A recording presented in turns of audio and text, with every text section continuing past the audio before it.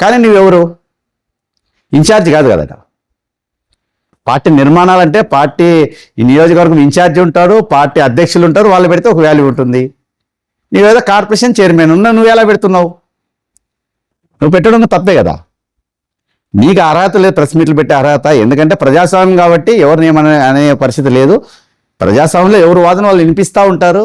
మీకు వీలైతే మీ గవర్నమెంట్లో ఉన్నారు కాబట్టి మీ ఇన్ఛార్జ్ ఎవరైతే ఉంటారో వాళ్ళ ద్వారా ఆదోని అభివృద్ధి కార్యక్రమాలకి చంద్రబాబు నాయుడు గారి దృష్టి తీసుకెళ్లి ఆదోని పరిస్థితి ఇండస్ట్రీలో మూతపడ్డాయి, వీటికి నిధులు తీసుకురావాలి, మేము తల ఎత్తుకోలేము, బయట తిరుగుతూ ఉన్నాము, ఆ నిధులు లేక ఆదాయం లేక మున్సిపాలిటీలో చెత్త కూడా అమ్ముకుంటున్నాము, పశువుల సంతలో రైతులు పీడించి డబ్బులు తింటున్నాము అని చెప్పేసి మీరు తీసుకుపోయి ఆడ చంద్రబాబు నాయుడు దగ్గర పెడితే చంద్రబాబు నాయుడు గారు అక్కడ మా కార్యకర్తలకు మీ కార్యకర్తల కోసమని ఇండస్ట్రీలు తీసుకురండి, వాళ్ళన్నా బతుకుతారు, వాళ్ళకైనా ఉద్యోగాలని.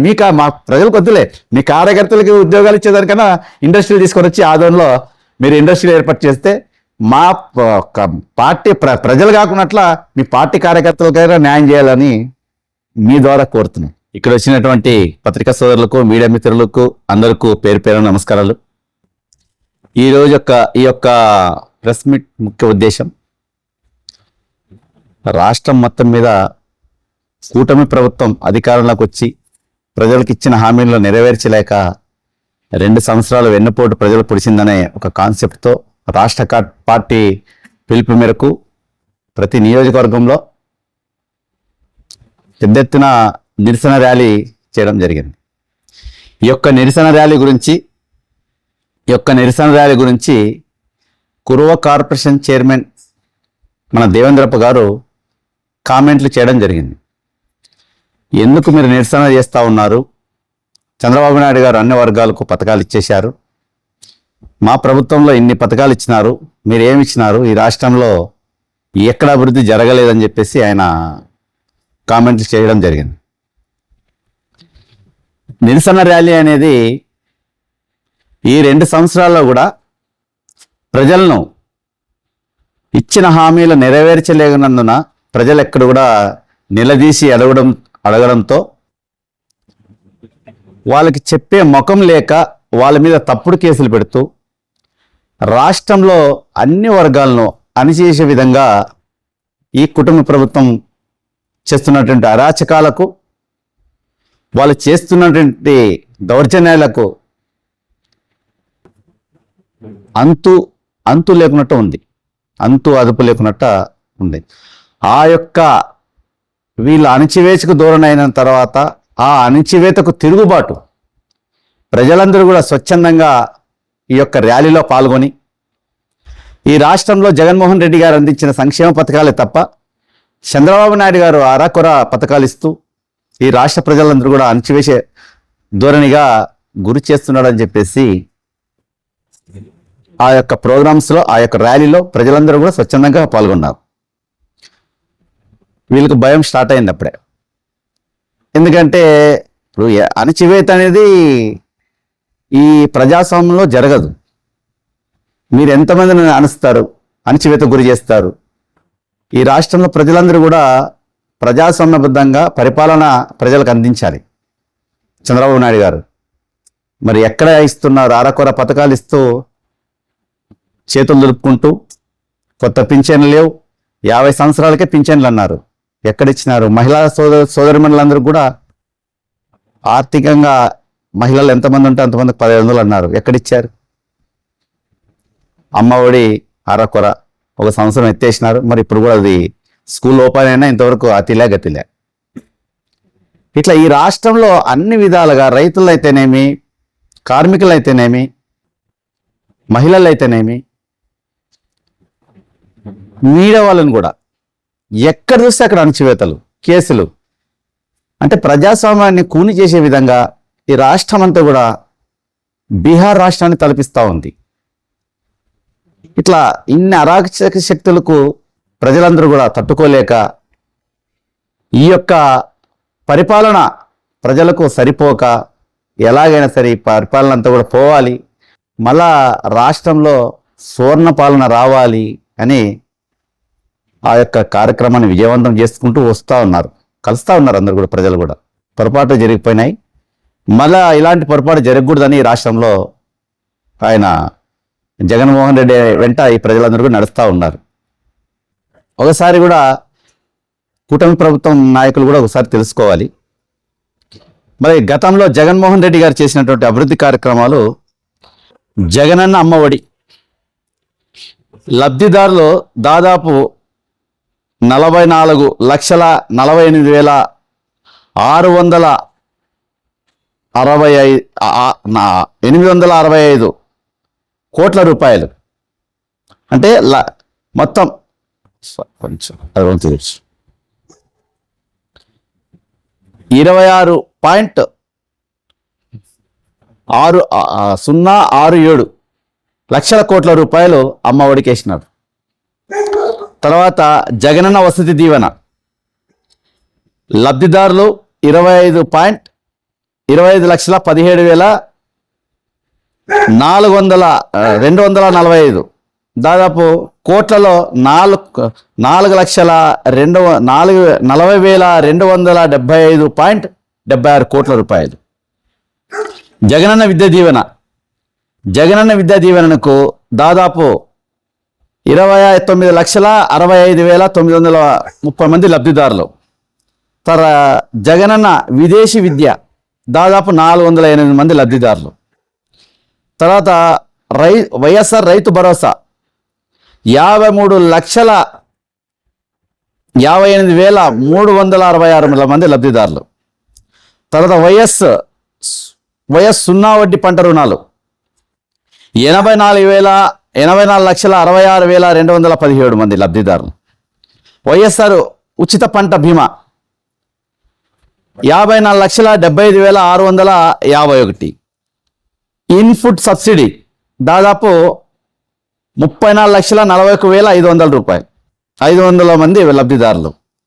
వైఎస్ఆర్ మత్స్యకార భరోసా దాదాపు 2,43,433. తర్వాత వైఎస్ఆర్ 0 వడ్డీ SHGS అంటే 1,50,13,665 లబ్ధిదారులు. వైఎస్ఆర్ పెన్షన్ కానుక 66,34,742. వైఎస్ఆర్ చేయూత 26,98,931.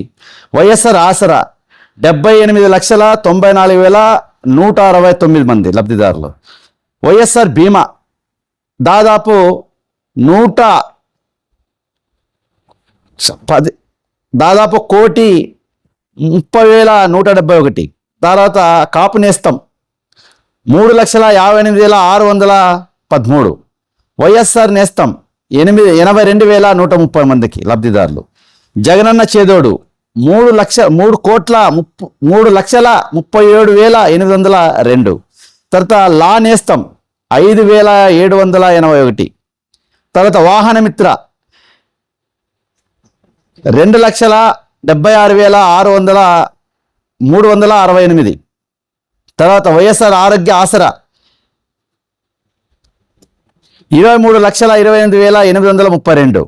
తర్వాత MSME రిసార్ట్ తర్వాత 23,28,832. అగ్రిగోల్డ్ బాధితులకు దాదాపు 10,40,000 బాధితులకు న్యాయం చేయడం జరిగింది. తర్వాత అర్చకులకు, ఇమాములకు, మౌజాన్లకు, పాస్టర్లకు 77,290. తర్వాత కోవిడ్ సాయం తర్వాత 1,30,50,339 మందికి పరిహారం. తర్వాత వైఎస్ఆర్ ఈబీసీ నేస్తం 4,95,269 మందికి. ఆరోగ్యశ్రీ 39,39,39,985 మందికి. వైఎస్ఆర్ కళ్యాణమస్తు షాదీ తోఫా 56.194. తర్వాత హౌసింగ్ తర్వాత 21,31,564. జగనన్న తోడు దాదాపు 15,87,992 మంది డిబిట్ మొత్తం. తర్వాత 8,70,60,60,898 మంది లబ్ధిదారులు. 2,73,756 కోట్ల రూపాయలు ప్రజలు ఖర్చు పెట్టడం జరిగింది. మరి జగనన్న తోడు రుణాలు 16,73,576. జగనన్న గోరుముద్ద 43,62,782 మంది లబ్ధిదారులు. వైఎస్ఆర్ సంపూర్ణ పోషణ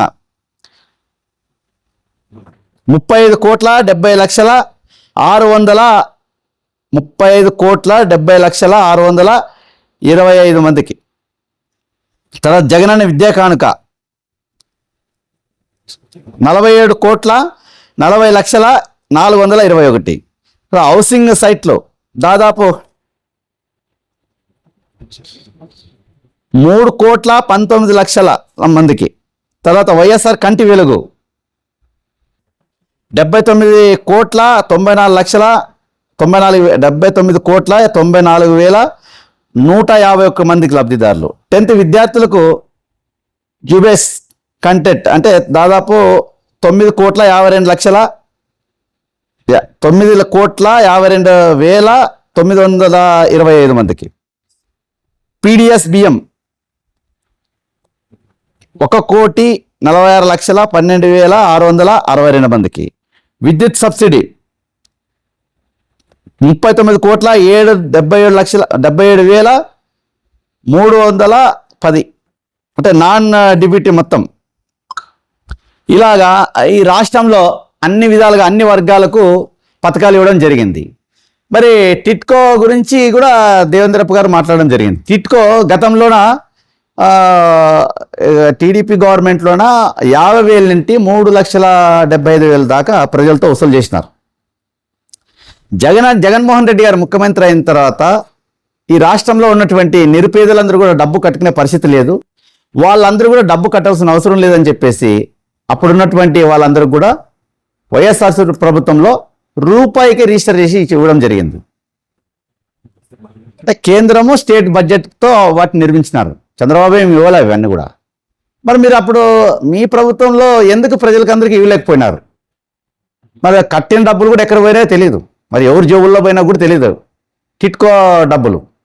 మరి రైతులకు రైతు భరోసా కేంద్రాలు ప్రతి గ్రామంలో ఏర్పాటు చేసి వాళ్ళందరికీ కూడా రుణాలు అయితేనేమి, సబ్సిడీ విత్తనాలు అయితేనేమి, వాళ్ళకి రుణాలు అయితేనేమి అన్ని విధాలుగా రైతులు ఆదుకోవడం జరిగింది. ఇవన్నీ ఏం తెలియక మన దేవేంద్రప్ప గారు ఆయన వేరే లోకంలో ఉంటాడు కాబట్టి ఆయన సరిగా అర్థం కాక రామకోటి చదివినట్లు చెబుతా ఉన్నాడు. గతంలో మేము చూసినాం, గతంలో అంటే మన పెద్దలంతా ఈయన చెప్పేవాళ్ళు రామరాజ్యం ఈ దేశంలో ఎలా ఉండదని. సువర్ణ యుగం అంట రామరాజ్యం. అలాంటి యుగాన్ని చరిత్ర తిరగరాసి జగన్మోహన్ రెడ్డి గారు ఈ రాష్ట్ర ప్రజలందరూ కూడా అందించడం జరిగింది. సచివాలయాల వ్యవస్థ తీసుకొని వచ్చి వైఎస్ఆర్సీపీ కార్యకర్తలకు కానీ నాయకులకు కానీ ఎక్కడ కూడా ప్రమేయం లేకున్నట్టుగా అవినీతి రహిత పాలన నేరుగా లబ్ధిదారులందరికీ కూడా ఇస్తూ ఎక్కడ ఏ లీడర్ ప్రమేయం లేకుండా ప్రజలకు అందించిన చరిత్ర ఈ దేశంలో నాకు తెలిసి కేవలం జగన్మోహన్ రెడ్డి గారే ఉంటారు. ఎందుకంటే ఈరోజు చూస్తూ ఉన్నాం ఈ రాష్ట్రంలో క్రైమ్ ఎలా జరుగుతూ ఉంది. TV9లో గత నెలలో క్రైమ్ వచ్చేసి ఈ రాష్ట్రంలో దేశంలోనే 3వ స్థానము మన ఏపీ అని చెప్పినారు. మరి ఆయన క్రైమ్ గురించి చెప్తాడు. హత్యలు, దోపిడీలు, మానభంగాలు, గంజాయిలు పట్టపొగలే పక్కింటి తాళం వేసి బజారుకు పోయే పరిస్థితి కూడా లేదు. ఇప్పుడు మున్సిపాలిటీ చెత్తలు అమ్ముతున్నారు, మార్కెట్లో పశువులు ఎట్లా వసూలు చేస్తున్నారు, రైతులని పిండుతున్నారు. పాపం వాళ్ళ పంట అరకొరనే ఉండదు. ఇట్లా అన్ని రకాలుగా రాష్ట్రంలో అయితేనేమి నియోజకవర్గాలు అయితేనే అదే పరిస్థితి ఉంది. మరి ఆదోని నియోజకవర్గంలో మరి ఈ రాష్ట్రంలోన టీడీపీ ఈ కుటుంబ ప్రభుత్వం అధికారం వచ్చిన తర్వాత ఏమి డెవలప్మెంట్ చేసినారు, ఏమి ఇండస్ట్రీలు తెచ్చినారు? మరి మెగా డిఎస్సి అన్నారు, విద్యార్థులతో జీవితాలతో వ్యాపారం చేస్తూ ఉన్నారు. మరి జగన్మోహన్ రెడ్డి గారు నేరుగా 1,30,000 ఉద్యోగాలు మీరు ఈరోజు మెరిట్ చూస్తున్నారు. ఆ రోజు ప్రతిభ గల ప్రతి నిరుపేదకు 1,30,000 ఉద్యోగాలు ఇచ్చిన ఘనత జగన్మోహన్ రెడ్డి గారు. డైరెక్ట్ 1,30,000, ఇండైరెక్ట్గా 2,75,000, దాదాపు 4 లక్షల చిల్లర ఉద్యోగాలు ఇవ్వడం జరిగింది. అంటే ఆయన రాత్రి ఒక పథకం, అంటే నాయకులకు కూడా తెలియకున్నట్లుగా సంక్షేమ పథకాలు, అనేక పథకాలు ఈ రాష్ట్ర ప్రజలకందరూ కూడా అందించడం జరిగింది. మరి ఈరోజు ఆ పరిస్థితి ఎక్కడ ఉంది? కొత్త పింఛన్లు లేవు, రైతులు ఆదుకునే దిక్కు లేరు. రైతు మిరప రైతులకి నీకు తెలియదేమో, నువ్వు ఆ ప్రపంచంలో ఉండవో తెలియదు, కానీ ఒకసారి రైతులతో పో. ఇన్సూరెన్స్ ద్వారా ప్రతి రైతుకు లక్షల రూపాయలు, 4 లక్షలు, 3 లక్షలు, 2 లక్షలు ప్రతి పేద రైతులంతా ఆదుకోవడం జరిగింది. మరి ఈరోజు ఏం చేస్తున్నారు? 2 ఏళ్ళు కాలేదు జగన్మోహన్ రెడ్డి గారు పాలనంతా కూడా. ఆయన కంప్లీట్ అయ్యే వరకు కరోనా కష్టాల్లో పథకాలు ఇచ్చినాడు. ఈ రాష్ట్రంలో బడ్జెట్ నిల్లు ఉన్నా కూడా ఇంకా 2 సంవత్సరాలు కరోనా వచ్చింది. మరి ఈ 2 సంవత్సరాలు ఆయన అప్పుడే అప్పులు చేయలే. మరి మీరు ఎన్ని అప్పులు చేసినారు? ఈ రాష్ట్రంలో జగన్మోహన్ రెడ్డి గారు 5 సంవత్సరాలు పరిపాలన చేస్తే ఆ పరిపాలన చేసిన అప్పు కేవలం 2 సంవత్సరాల్లోనే జగన్మోహన్ రెడ్డి గారుకి మించిపోయి చంద్రబాబు నాయుడు గారు 2,30,000 కోట్ల రూపాయలు అప్పు చేయడం జరిగింది. అంటే ఇంకా రానున్న రోజుల్లో ఇంకా 3 సంవత్సరాలు ఉంది. అంటే ప్రతి నిరుపేద నెత్తి మీద 2.5 లక్షల నుంచి 3 లక్షలు ఇట్లా అప్పు మోపడం, ఇంకా పుట్టే బిడ్డకు కూడా అప్పు మోపుతా ఉన్నారు చంద్రబాబు నాయుడు గారు. దేవేంద్రప్ప గారు తెలుసుకోవాలా. ఆ ప్రపంచం వినండి, మరో ప్రపంచం విడిచి పబ్లిక్లకు రండి. అన్ని పథకాలు ఇచ్చినాము, సిగ్గు లజ్జ ఉండాలా, సిగ్గు మాన మర్యాద ఏదో అంటున్నాడు ఆయన. అవన్నీ ఉండే వాళ్ళు మాట్లాడితే బాగుంటుంది, లేని వాళ్ళు మాట్లాడితే నవ్వు వస్తూ ఉంది. మరి నియోజకవర్గంలో ఎలాంటి డెవలప్మెంట్ జరిగింది? ఏమి జరగలే. అదేదో బయలాట పెట్టాడు, ఒకడు వస్తాడు అది చేశారంటారు, ఒకసారి ఇది చేశారంటారు, ఏదో పార్టీ బలం పెరిగేదంటారు, ఇంకోటి. మీకు అందరికి కూడా భయం స్టార్ట్ అయింది. ఎందుకు భయం స్టార్ట్ అయిందో ఒకసారి గుర్తుపెట్టుకోండి. ప్రజలకు సంక్షేమ పథకాలు ఇవ్వలే, తప్పుడు పోస్టులు పెట్టేవాళ్ళు, ఎలా పడితే అలా లీడర్లు మాట్లాడేవాళ్ళు, తప్పుడు పోస్టులు పెట్టేవాళ్ళు చేతులు జాగ్రత్త పెట్టుకోండి, తప్పుడు మాట్లాడేవాళ్ళు నాలుగు జాగ్రత్త పెట్టుకోండి. ఎందుకంటే మీరు అందరూ కూడా యాగాలు, యజ్ఞాలు, తపస్సులు ఇవన్నీ చేయాలా. ఎందుకు చేయాలంటే జగన్మోహన్ రెడ్డి గారు ఈ రాష్ట్రంలో ముఖ్యమంత్రి కాకూడదని మీరు కోరుకోవాలా. నియోజకవర్గంలో సాయిప్రసాద్ రెడ్డి గారు ఎమ్మెల్యే కాకూడదని మీరు కోరుకోవాలా. పొరపాట్లోగిన జగన్మోహన్ రెడ్డి గారు ముఖ్యమంత్రి అయ్యిరా, సాయిప్రసాద్ రెడ్డి గారు ఎమ్మెల్యేగా గెలిచిరా, దాని పరిణామాలు మాట్లాడేవాళ్ళు కానీ పోస్టులు పెట్టేవాళ్ళు కానీ జాగ్రత్తగా ఉండాలి. ఎందుకంటే చెప్పడము ఈజీగా, మీడియా ముందు మాట్లాడడం చాలా ఈజీగా. మీరు చేస్తే కామెడీ, మేము మాట్లాడితే యాక్షన్ ఉంటుంది. అది కాదు. ఫస్ట్ ఈ రాష్ట్రంలో అభివృద్ధి కార్యక్రమం చేద్దాం. ఇంకా 3 ఏళ్ళ టైం ఉంది. ఈ 3 ఏళ్లలో ఏం అభివృద్ధి చేస్తారో, ఆదోనికి ఏం చేస్తారో, రాష్ట్రంలో ఏం చేస్తారో ఇవన్నీ తీసుకొని వచ్చి ప్రజలందరికీ కూడా సంక్షేమ పథకాలు అందించాలా. అతివృష్టి అనివృష్టి వచ్చింది రాష్ట్రంలో. వర్షాలు అప్పుడు పడతాయో తెలియదు, రైతులు పంటలు ఎక్కడ తిరగాలో తెలియదు, రైతుల రుణాలు ఎవరిని అడగాలో తెలియదు, ఎరువులు ఎవరిని అడగాలో తెలియదు, సబ్సిడీ ఇత్తనాలను ఎవరిని అడగాలో తెలియదు. అల్ల కొలలం అయిపోయింది ఈ రాష్ట్రం. అందుకే ప్రజలందరూ కూడా జగన్మోహన్ రెడ్డి అంట, సాయిప్రసాద్ రెడ్డి అంట, ప్రజాబలం ఉన్న నాయకులు అంట వస్తూ ఉన్నారు. అది చూసి ఓర్వలేక ఒక రోజులోనే ఇంకా ఈరోజు చేసినాం అదే రోజే కామెంట్లు పెడతా ఉన్నారు. రాష్ట్ర పార్టీ పిలుపు మేరకు మీ పార్టీలైనా ఇంకో పార్టీలైనా ప్రజా వ్యతిరేకత వచ్చినప్పుడు ప్రజల పక్షాన నిలబడి పోరాటాలు చేస్తుంటాయి పార్టీలు. పథకాలు ఇవ్వండి, మీకు ఎందుకు గుమ్మడికాయ దొంగంటే భుజాలు ఎందుకు తడుపుకుంటారు? పథకాలు ఇస్తే ప్రజలందరూ కూడా మీ వెంట ఉంటారు. మరి ఇదే దేవేంద్రప్ప గారు, ఆయన రాష్ట్ర పూర్వ కార్పొరేషన్ చైర్మన్ ఏమంటారు? మరి ఈ దేవేంద్రప్ప గారు వాళ్ళ యొక్క కమ్యూనిటీకి ఆ కార్పొరేషన్ ద్వారా ఎంతమందికి రుణాలు ఇప్పించావు? కాలనీ జగనన్న కాలనీ తీసుకో, ఇంకోటి తీసుకో. ఈ రాష్ట్రంలో అన్ని వర్గాలకు న్యాయం చేసినాం.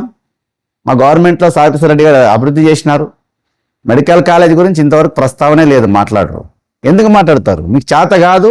ఆ చంద్రబాబు నాయుడుతో మీరు నోరెత్తలేరు, నోరెత్తే పక్క పడేస్తారు మిమ్మల్ని. అందుకోసం మీరు మాట్లాడలేరు.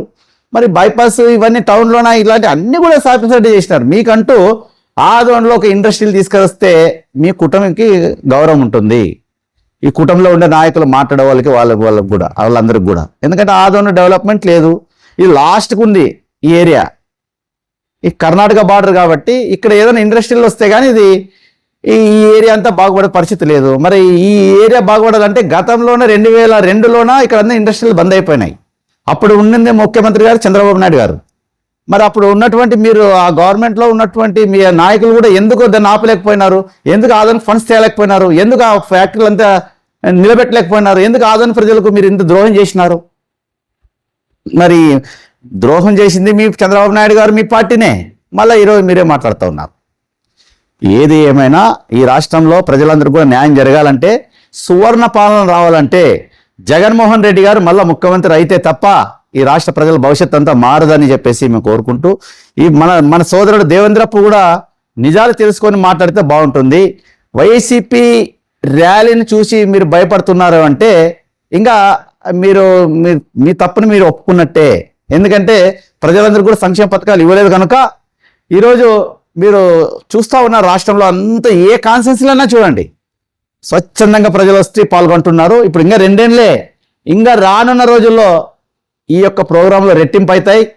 రెట్టింపై మీ యొక్క నాయకుల్ని చొక్కాలు పట్టుకొని ప్రజలందరూ కూడా నిలబెట్టే రోజులు వస్తున్నాయని మీకు మీడియా ద్వారా తెలుపుతూ, మరి ఈ యొక్క 3 ఏళ్ల పరిపాలనలో ప్రజలందరూ కూడా సంక్షేమ పథకాలు అందించాలా? అందించిన పక్షంలో రాష్ట్రంలో జరుగుతున్నటువంటి అరాచకాలు ప్రతి నియోజకవర్గంలో మా యొక్క ప్రతి ఒక్క కార్యకర్త సైనికుడై ప్రజల పక్షాన నిలబడి ఎవరికైతే పథకాలు రావో ఆ పథకాలు అందించే వరకు వదిలిపెట్టే సమస్య లేదని చెప్పేసి, మీరు ఎన్ని మాయ మాటలు చెప్పి జనాల్ని తప్పుదో పట్టించినా వెనకడిగి వేసేది లేదని చెప్పేసి మీ అందరూ కూడా తెలియజేస్తూ, ముఖ్యంగా మన సోదరుడు దేవేంద్రప్ప ఈ పథకాలు ఎవరికైతే రాలేదో అందరికి ఇప్పిస్తామంటున్నాడు కాబట్టి మరి ఆ ఉద్యోగాలు కూడా ఇప్పిస్తామంటున్నాడు ఆయన.